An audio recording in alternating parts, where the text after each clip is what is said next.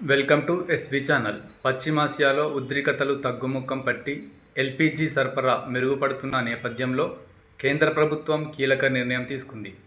హోటళ్లు, రెస్టారెంట్లు వంటి వాణిజ్య వినియోగదారులకు వంట గ్యాస్ సరఫరాపై ఇటీవల విధించిన ఆంక్షలను గురువారం ఎత్తివేసింది.